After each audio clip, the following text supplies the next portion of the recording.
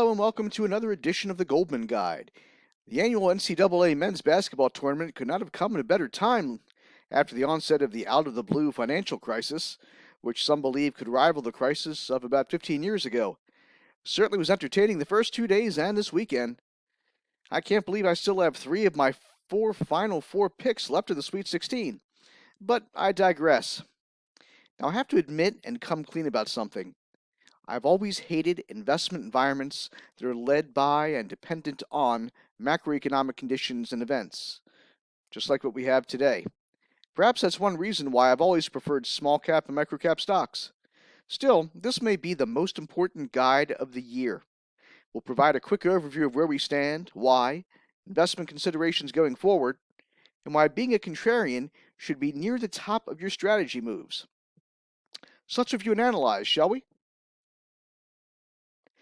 Now, the indices and stocks were a roller coaster all week due to the Silicon Valley Bank and Credit Suisse Republic Bank crises and the fear of what shoe would drop next. Money flew to equity quality, in terms of large companies, with limited exposure to financials, like the NASDAQ Composite and the NASDAQ 100 from the index perspective. And the RSIs reflect this, as you can see down here. The Russell 2000, already in correction territory, took it on the chin, and it's largely because nearly one-fifth of the Russell has components in the financial sector. And with concern that small banks could fail if there's a run on deposits, it's easy to see why the index was shaky last week and still could be this week, at least for the moment. Oil prices collapsed last week and have taken it really on the chin already this year. I believe we're at a 15-month low on oil prices. It's not good for the economy and not likely to return to higher moves until we get better clarity on interest rates, when raises will stop, and the magnitude of the future raises, which could begin again very soon. Now, how about that Bitcoin? It's up over 62% year to date. It's unbelievable.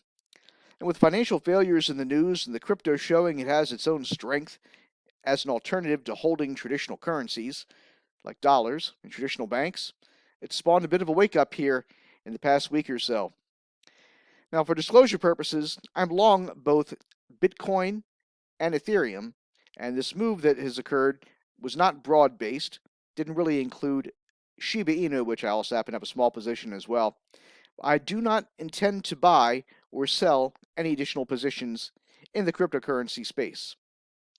By the way, due to the financial industry fun and games, the VIX is up sharply this year, and our recommendation of owning VXXX, which is a play on the VIX, the volatility index on the CBOE, has been timely to say the least.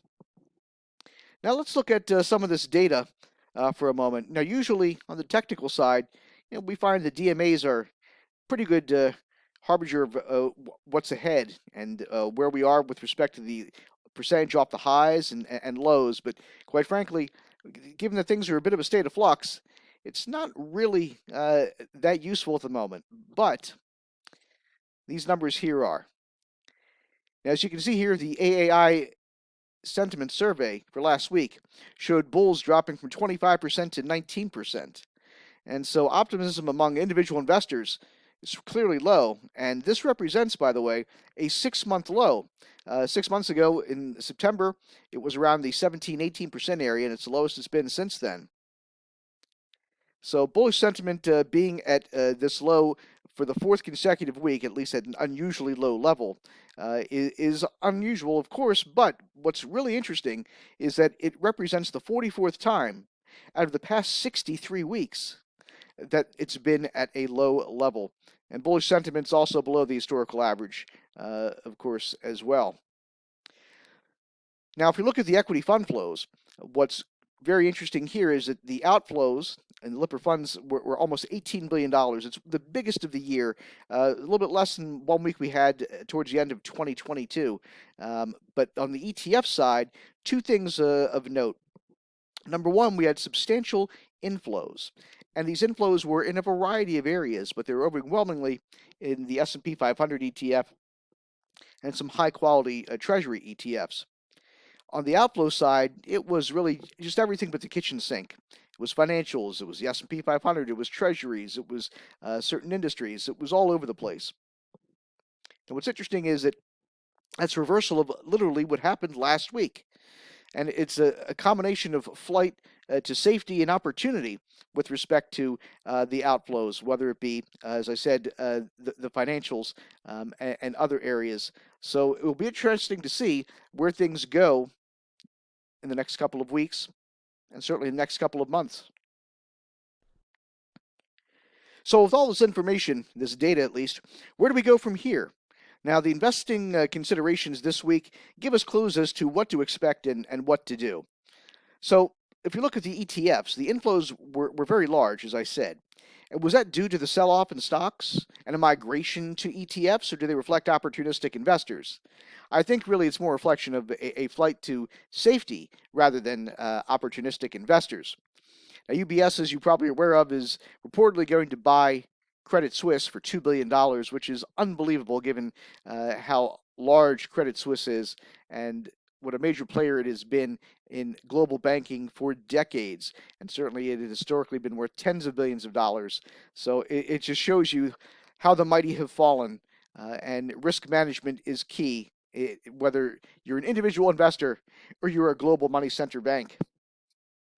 Now, considering all of this and the amount of money that was borrowed from the Fed last week, which reportedly was even greater than the crisis in 2008, is there going to be this risk in deposit runs from small banks that will keep investors skittish and investors, both institutional and individual, buying the large money center banks? I think that it will to some degree. And that's going to be key going forward for the Russell 2000, right?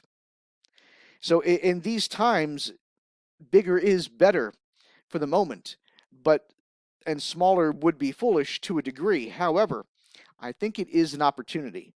And we are in a correction phase right now in the Russell 2000, and the current risk profiles of supposedly 200 small banks really is going to keep the Russell 2000 low. Doesn't mean it's going to keep all small cap stocks low, mind you, but the index itself. However, I think that it presents a great opportunity because I don't believe we're going to hit much beyond the 20% if we do reach the 20% low from the peak of the Russell 2000. Right now, we're down about 14% from that peak, which was in the fourth quarter of last year. So you should consider ETFs such as IWM, for example, down the road. And when I say down the road, I'm really speaking of a few weeks from now.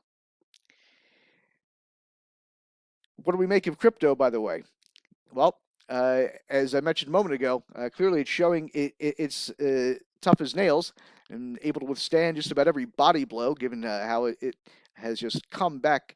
And I'm speaking here specifically of Bitcoin. We're not going to be making any moves, and if you wish to do so, I certainly understand. And I would not be surprised if by the end of the year we see substantial rises even from here.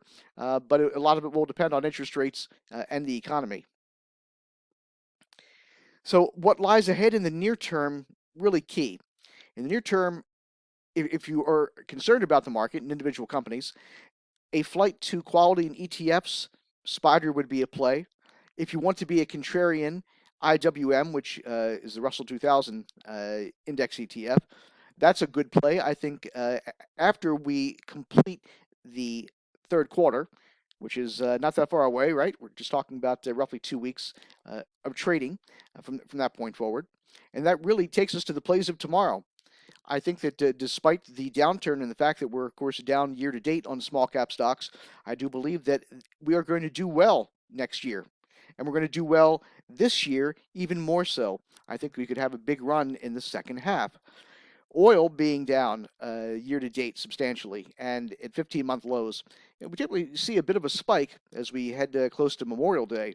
And I think that as we get into the second quarter, and interest rate issues become less of an issue because of the perceived financial crisis and how that could play into potential recession. That's going to play a role, I believe, in an upturn and a slight uptick in oil, as well as small cap stocks, which I've been mentioning earlier. Of course, when we are buying things today or valuing things today, it's based on the future. We're not buying them for today, we're buying them for the future. And prices today do reflect the future.